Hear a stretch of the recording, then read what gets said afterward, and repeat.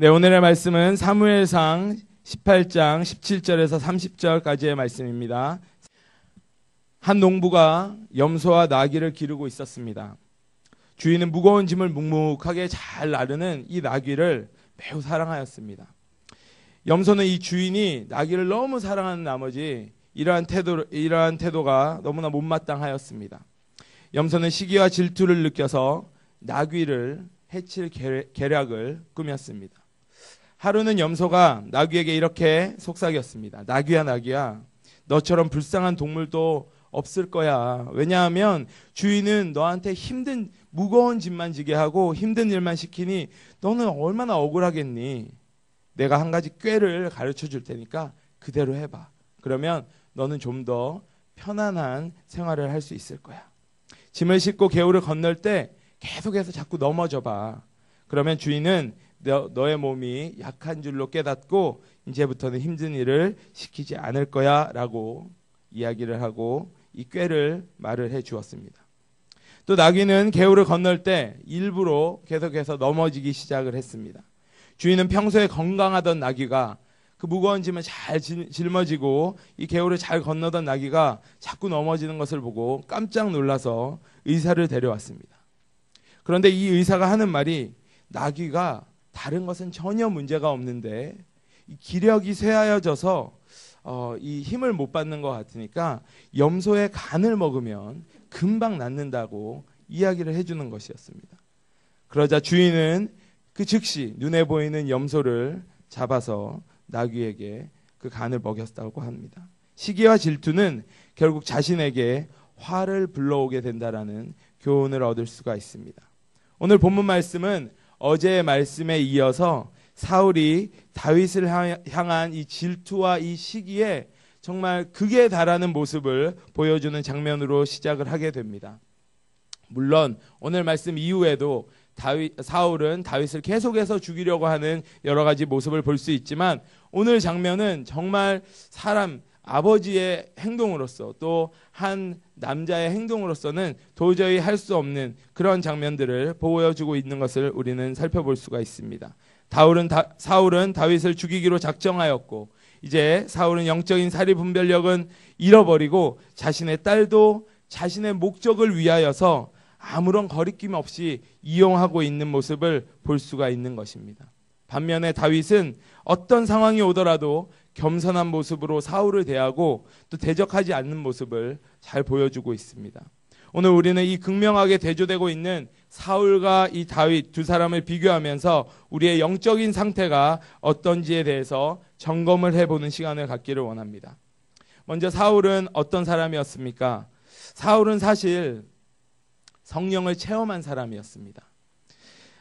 사울은 성령의 체험을 했었지만 더 이상 성령을 의지하는 모습은 보여지지 않고 있음을 우리가 오늘 말씀을 통해서 어제의 말씀을 통해서 볼 수가 또 있습니다. 자신의 꾀를 내어서 자신이 이루려고 하는 목적을 향해 수단과 방법을 가리지 않는 자의 모습으로 타락해 버렸습니다. 사실 사무엘상 10장 1절에 보면 사울은 성령의 기름 부으심도 직접적으로 체험을 하였고 또 10장 10절에 보면 성령이 강하게 임하여서 예언까지도 했던 경험을 가진 사울이었습니다. 하지만 다윗을 향한 시기와 이 질투로 인해서 사울은 더 이상 하나님의 영을 가진 사람이 아니라 하나님의 영이 떠나 더 이상 성령을 의지하지 않게 되었습니다. 이것이 사울의 첫 번째 모습입니다. 오늘 사울이 다윗을 향해 품은 마음으로 하나님 앞에서 고민하고 하나님 앞에서 번뇌해 봤다라는 그런 이야기가 전혀 말씀 가운데 나오고 있지 않다라는 것입니다. 오히려 자신의 잔꾀를 부리기 시작하여서 자신의 경험과 자신의 생각으로 다윗을 죽이려고만 하는 데 집중하고 있었습니다. 오늘날 우리들의 모습은 어떻습니까? 우리도 성령의 충만함을 경험해 본 적이 있을 것이라고 믿습니다. 더더군다나 이렇게 새벽에 나와서 하나님 앞에 부르짖으며 기도하는 여러분들이라면 하나님의 은혜를 하나님의 놀라운 그 사랑을 체험해 봤을 뿐만이 아니라 더욱더 많은 좋은 은사들로도 가지고 있는 분들이 여기에 계시는 줄로 믿습니다. 그런데 여러분들은 무슨 일이 일어날 때마다 먼저 다른 것을 하기보다는 성령님 앞에서 고민해보고 기도하고 번뇌해보고 계신 분들이십니까? 혹시라도 사울과 같이 여러분들의 경험을 믿고 여러분들의 지식과 생각을 믿고 이런 모든 문제들을 간단하게 넘어갈 수 있을 거라는 생각 때문에 여러분들 스스로 해결하려고 노력하고 있지는 않습니까? 아니면 자신이 해볼 것은 다 해보고 이도 안 되고 저도 안 되기 때문에 이 자리에 나와서 할 수 없이 하나님 앞에 무릎 꿇고 기도하고 있지는 않습니까? 사울의 둘째 모습을 바라보기를 원합니다. 사울은 하나님의 영을 떠나 자신의 외에는 아무것도 중요한 것이 없는 이기적인 사람이었습니다. 하나님을 떠난 자에게 남아있는 것은 이기적인 자신밖에는 없었다라는 것입니다. 오늘 본문을 살펴보면 사울 자신의 목적, 즉 다윗을 죽이기 위하여서 자신의 가족을 내어주어도 전혀 상관없는 그런 모습을 볼 수가 있습니다.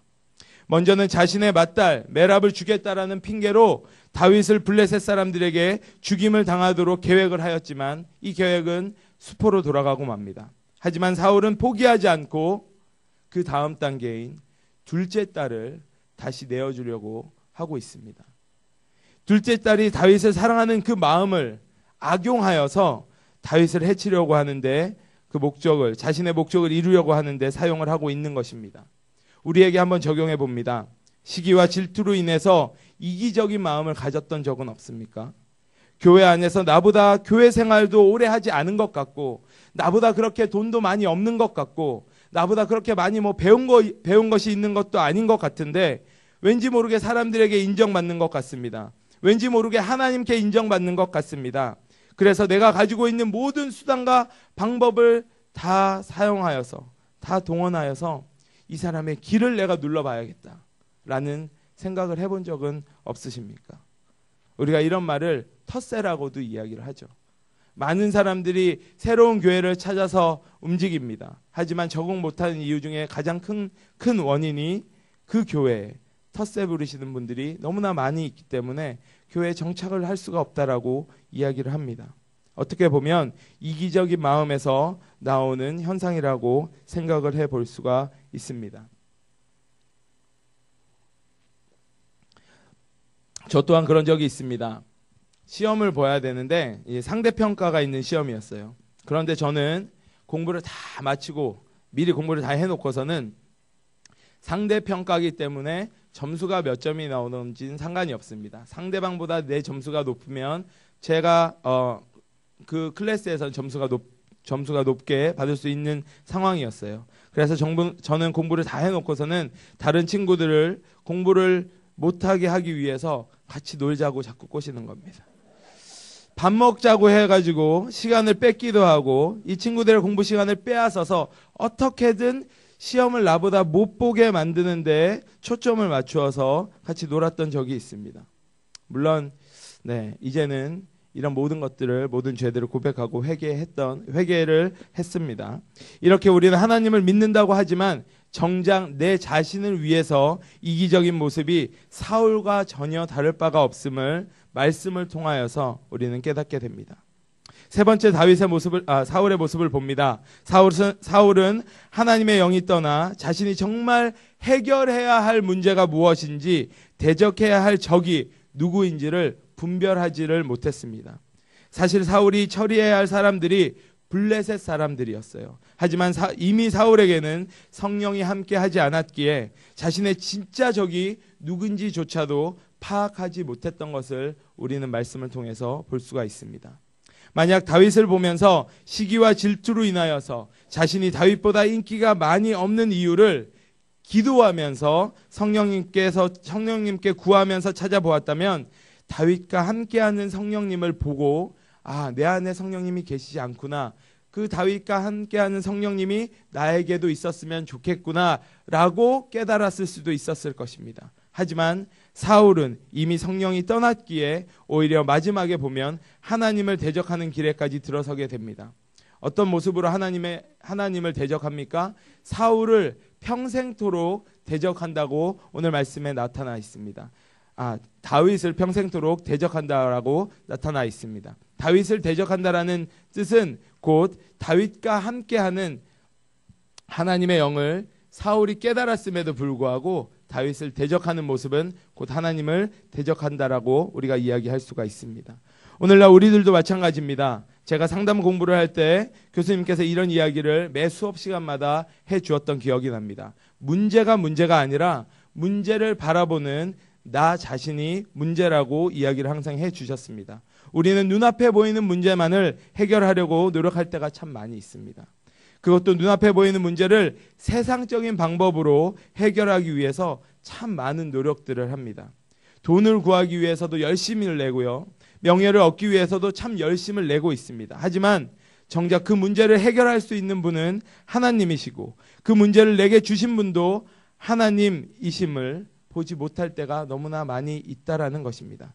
고린도전서 10장 13절에 어떻게 되어 있습니까? 사람이 감당할 시험 밖에는 너희에게 당한 것이 없나니 오직 하나님은 미쁘사 너희가 감당치 못할 시험 당함을 허락지 아니하시고 시험을 당할 즈음에 또한 피할 길을 내사 너희로 능히 감당하게 하시느니라 라고 하나님이 말씀에 기록해 놓으셨습니다. 문제가 생기면 안절부절 또 어떻게 해결해야 할지만을 고민할 때가 너무나 많이 있습니다.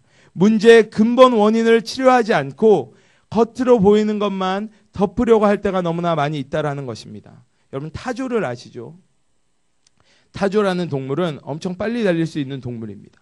하지만 이 타조는 위험한 동물이 나타나면 가장 많이 당하는 동물 중 한 종류라고 합니다. 왜냐하면 타조가 도망을 가다가 어떤 조그만한 구멍을 보게 되면 얼굴만 쏙 집어넣고 이제는 안전하다라고 생각을 하기 때문이라고 합니다. 이처럼 바보 같은 동물이 어디에 있겠습니까? 우리는 타조와 같은 생각을 하고 있지는 않는지 생각을 해보아야 될 것입니다. 내 속에 그리스도의 영이 없어서 문제를 해결할 수 없는 상황 가운데 처해져 있음에도 불구하고 정작 내 눈앞에 있는 문제들, 이 문제들만 보이지 않게 감추려고 하고 있지는 않냐라는 것입니다. 내가 영적으로 메말라 있는데 세상의 쾌락과 돈과 명예만을 찾아 헤매고 있지는 않느냐라는 것입니다. 그것으로 말미암아 나의 이 영적인 문제들이 해결될 수 있다라고 믿고 있지는 않냐라는 것입니다. 사울은 이런 사람이었습니다. 그는 성령을 의지하지 않았고 이기적이었고 영적인 사리 분별력이 전혀 없었던 사람이었습니다. 반면에 오늘 본문에는 사울과 대조적으로 다윗의 모습도 함께 기록되어져 있습니다. 오늘 안디옥 교회 모든 성도님들은 다윗과 같은 마음으로 하루를 생활하실 때 주님의 크신 은혜가 있을 줄로 믿습니다. 다윗은 어떤 사람이었습니까? 첫 번째로 다윗은 겸손한 사람이었습니다. 다윗은 자신이 골리앗을 이김으로 이미 사울의 딸을 아내로 맞을 조건을 충분히 갖추었음에도 불구하고 자신을 절대 드러내지 않는 그런 겸손함을 갖춘 사람이었습니다. 오늘날 교회에도 이런 성도님들이 많이 있어야 될 줄로 믿습니다.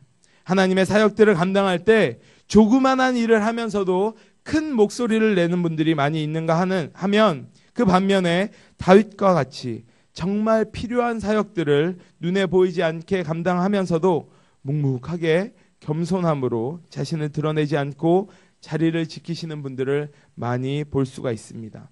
오늘 특별히 이 자리에 피택을 받으셔서 나오신 모든 분들 또 하나님의 사역들을 위하여서 묵묵하게 자신을 드러내놓지 않고 겸손함으로 하나님과 교회를 섬기시는 분들 하나님의 이름으로 축복하고 앞으로도 계속해서 그 일들을 감당해 주시기를 권면합니다.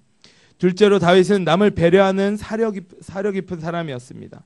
사울의 왕의 첫째 딸을 얻지는 못했지만 분을 내지 않았습니다. 그리고 이미 자신이 행한 일로 인하여서 더 이상의 수고를 하지 않아도 둘째 딸인 미갈을 얻을 수도 있었지만 사울의 원하는 방법대로 정식적인 절차를 밟고 둘째 딸인 미갈을 얻는 장면을 오늘 우리는 볼 수가 있습니다. 이미 자격이 충분하지만 상위 권위를 따르는 다윗의 모습을 잘 보여주고 있는 것입니다. 오늘 우리 교회 안에서도 서로를 세워주는 모습이 있기를 주님의 이름으로 원합니다. 초대교회 시대 때에는 어떠한 모습들이 있었습니까? 히브리서 10장 24절 25절에 서로 돌아보아 사랑과 선행을 격려하며 모이기를 패하는 어떠한 사람들의 습관과 같이 하지 말고라고 기록되어져 있습니다. 서로 세워주고 존중해 주었던 초대교회의 모습을 잘 나타내주고 있는 말씀입니다.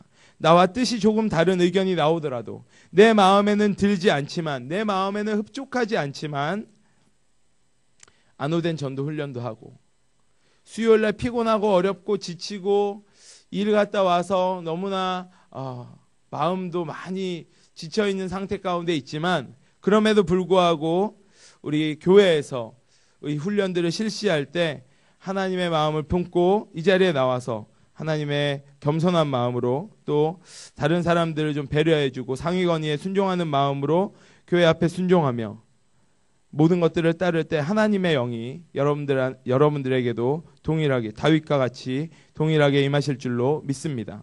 셋째, 하나님의 영이 함께한다라는 다윗은 대적들조차도 하나님이 그와 함께하심을 알 수 있도록 하는 그런 사람이었습니다. 이는 즉 하나님이 다윗과 함께함으로 다윗은 저절로 심히 귀하게 되었다라고 말씀에 기록되어져 있는 것을 볼 수 있습니다. 누군가에게 붙어 있는가가 가장 중요하다라는 말씀입니다. 세상에서도 줄을 잘 서야지 성공을 한다라고 말을 하고 있습니다. 이는 내가 누구 밑에 있느냐에 따라서 나를 도와주는 사람이, 나를 케어해주고 나를 멘토해주는 사람이 어떠한 사람이냐에 따라서 나에 대한 평가가 달라진다라고 이야기하기 때문입니다. 여러분들은 어떤 분의 줄에 서 계십니까?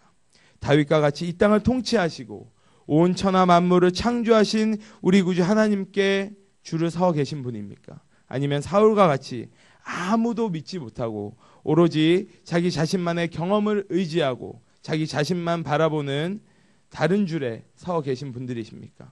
오늘 말씀을 통해서 사울과 다윗은 분명 극과 극에 놓여져서 자신들의 영적인 상태를 잘 보여주고 있는 모습을 우리는 살펴볼 수가 있었습니다. 여러분들의 영적인 상태는 어느 쪽에 더 가깝게 서 계십니까? 말씀을 통하여 나 자신의 영적인 상태를 확인하고 우리의 영원한 구원자 되시며 십자가에서 죽기까지 우리를 사랑하셔서 이 땅에 직접 육신을 입고 내려오신 예수 그리스도의 줄에 서서 다윗과 같이 저절로 심히 존귀함을 받는 모든 안디옥 교회 성도님들이 되시길 주님의 이름으로 축복합니다. 이 시간 우리가 다 같이 좀 기도하기를 원합니다. 오늘 하나님께서 우리 가운데 허락하여 주신 말씀을 기억하면서 하나님께 기도하며 나아갈 때, 하나님, 이 시간 제가 저 영적인 상태가 어떻습니까? 사울을 바라보고 다윗을 바라봅니다.